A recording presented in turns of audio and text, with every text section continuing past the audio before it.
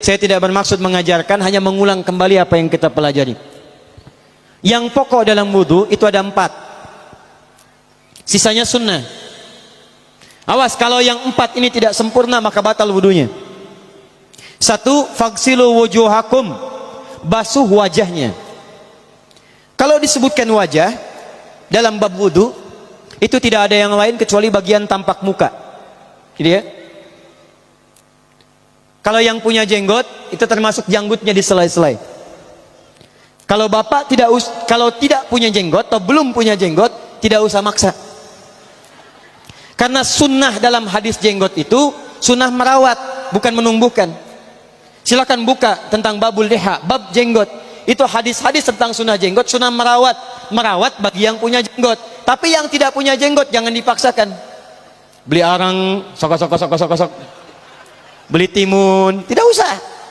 Ya, tapi kalau ada jenggotnya silakan rawat dengan baik supaya menampakkan nilai-nilai kemuliaan. Tahan. Sekarang kita mulai. Bagaimana cara berwudu yang baik? Perhatikan baik-baik. Kata Quran faghsilu, membasuh wajah, kalimat Qurannya menggunakan kata ghasala.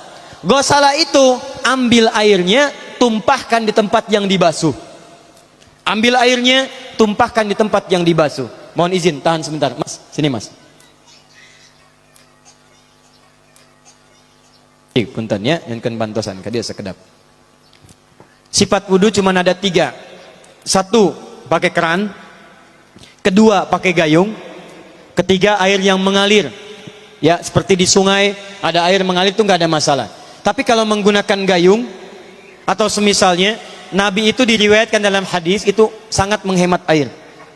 Bahkan pernah beliau kemudian berwudu, kalau kita kemudian hitung itu hanya sejumlah pak, seaqua gelas pak, cukup.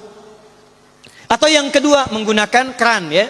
Kalau sekarang kita ada keran, contoh ini kerannya, ya, kerannya agak tinggi sedikit, dan kita sesuaikan.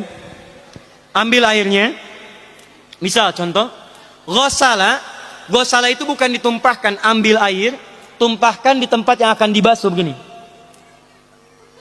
Yang telunjuk itu kemudian menghapus atau menghilangkan kotoran di sela-sela mata, contoh. Yang jempol menghilangkan kotoran di sela-sela telinga bagian belakang di sini. Ya. Kalau misalnya saya mulai ambil airnya, kemudian saya tumpahkan di sini, yang telunjuk membersihkan di jari-jari di sini, di sela-sela mata. Yang jempol kemudian membersihkan di sela-sela di bawah telinga sini.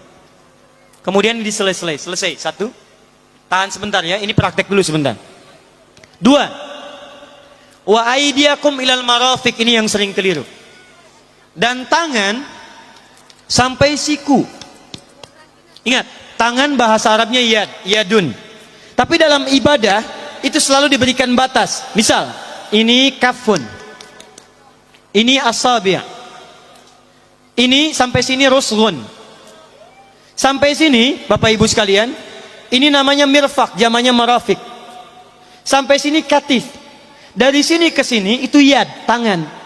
Dalam bab salat, bab wudu, bab ibadah, tidak pernah Al-Quran dan hadis menyebutkan tangan kecuali diberikan batasnya. Contoh, kita saat akan takbir, Allahu Akbar. Lihat An-Nasai nomor hadis 886.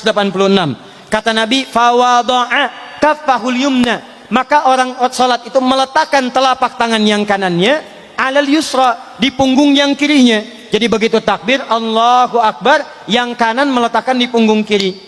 Apa batas meletakkannya? Cuman sampai 3. 1, yang telapak ke punggung begini, jadi boleh begini. Yang kedua, pergelangan ketemu pergelangan begini, rusgun ala rusgin. Jadi begitu takbir Allahu Akbar, ini boleh. Tapi nggak usah diukur.